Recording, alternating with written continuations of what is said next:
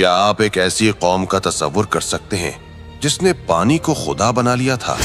تاریخ کے اوراق میں ایک ایسی بستی کا ذکر ملتا ہے جہاں دریا میں پانی نہیں بلکہ خون بہتا تھا۔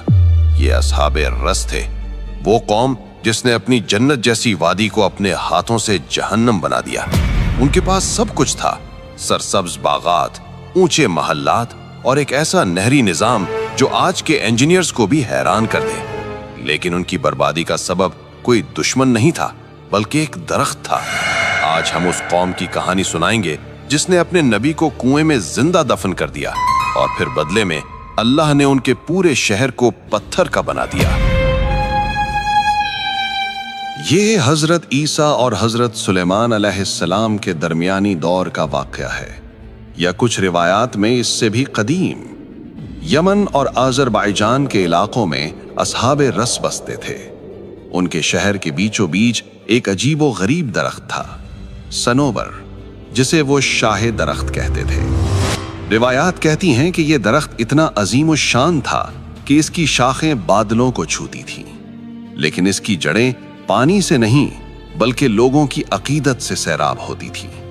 انہوں نے اس درخت کے گرد ایک عالی شان تالاب بنا رکھا تھا، اور قانون یہ تھا کہ اس دریا کا پانی صرف شاہ درخت پی سکتا ہے۔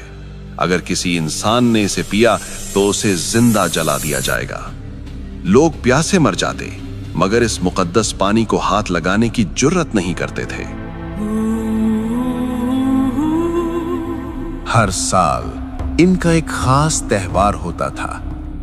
پورا شہر اس درخت کے گرد جمع ہوتا، وہ ریشمی لباس پہنتے، سونے کے زیورات لٹکاتے اور پھر قربانیاں پیش کرتے۔ اور پھر وہ ہوتا جو عقل ماننے سے انکار کر دے۔ جب وہ سجدے میں گرتے تو اس درخت کے تنے کے اندر سے ایک بھاری اور ہیبت ناک آواز آتی، اے میرے بندو، میں تم سے راضی ہو گیا، اب تم خوشیاں مناؤ۔ لوگ سمجھتے کہ یہ ان کا خدا بول رہا ہے، لیکن حقیقت میں وہ شیطان تھا جو درخت کے اندر چھپ کر انہیں گمراہ کر رہا تھا۔ شراب بہائی جاتی، ناچ گانا ہوتا اور بے حیائی کی انتہا کر دی جاتی۔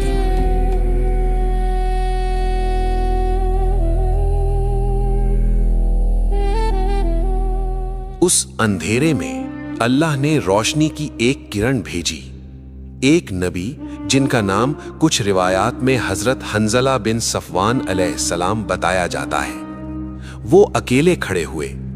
انہوں نے پکارا، اے میری قوم، یہ درخت نہ سن سکتا ہے نہ دیکھ سکتا ہے، یہ شیطان ہے جو تم سے کھیل رہا ہے۔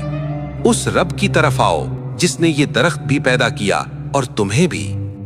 انہوں نے دعا کی اور اچانک درخت مرجھانے لگا، اس کے پتے جھڑنے لگے، وہ آواز آنا بند ہو گئی، شیطان خاموش ہو گیا۔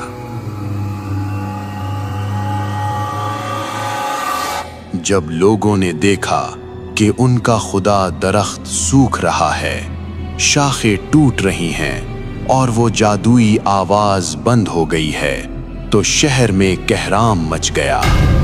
بادشاہ غصے سے پاگل ہو گیا۔ اس نے چیخ کر کہا، اس شخص نے ہمارے خدا پر جادو کر دیا ہے، اسے ایسی سزا دو کہ زمین اور آسمان یاد رکھیں۔ یہ وہ لمحہ تھا جب انہوں نے اپنی موت کو خود دعوت دی۔ فیصلہ ہوا کہ اس نبی کو قتل نہیں کیا جائے گا بلکہ تڑپا تڑپا کر مارا جائے گا۔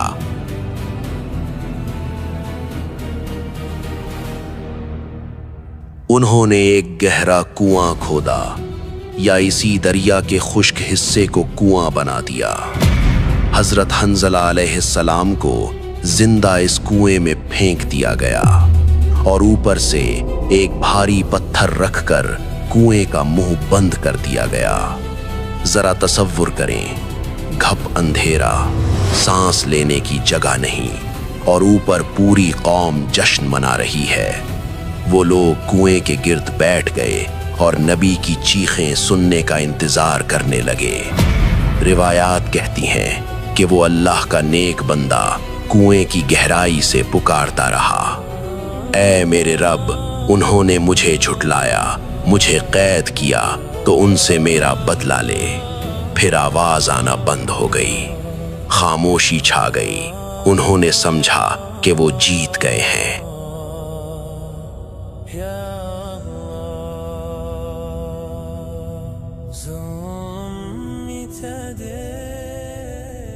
لیکن جیسے ہی نبی کی آواز بند ہوئی، اللہ کا قہر بول اٹھا۔ اچانک آسمان کا رنگ بدل گیا۔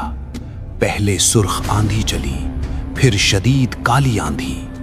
زمین لرزنے لگی۔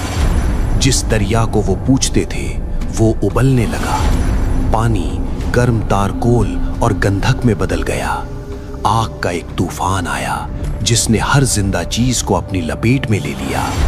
وہ لوگ جو ریشمی لباس پہنے جشن منا رہے تھے، وہ اپنی ہی جگہوں پر پتھر کے بت بن گئے۔ ان کے محلات، ان کے باغات سب راکھ کا ڈھیر ہو گئے۔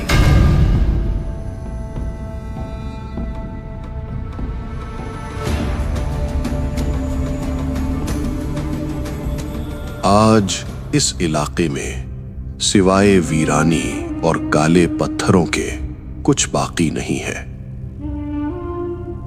قرآن میں اللہ نے انہیں اصحاب رس کہا، یعنی کنویں والے۔ وعادا وثمودا واصحاب الرس وقرونا بين ذلك كثيرا، اور عاد اور سمود اور کنویں والوں اور ان کے درمیان اور بہت سی جماعتوں کو بھی ہلاک کر دیا، کیونکہ ان کا جرم بھی کنواں تھا اور ان کی قبر بھی وہی زمین بنی۔ یہ کہانی ہمیں بتاتی ہے کہ جب انسان اللہ کی نعمتوں، پانی، درخت کو اللہ کا شریک بنا لیتا ہے تو وہ نعمتیں ہی اس کا عذاب بن جاتی ہیں۔ اگر آپ کو اس گمشدہ قوم کی داستان نے عبرت دلائی ہے تو کمنٹ میں استغفر اللہ لکھیں اور اس ویڈیو کو شیئر کریں۔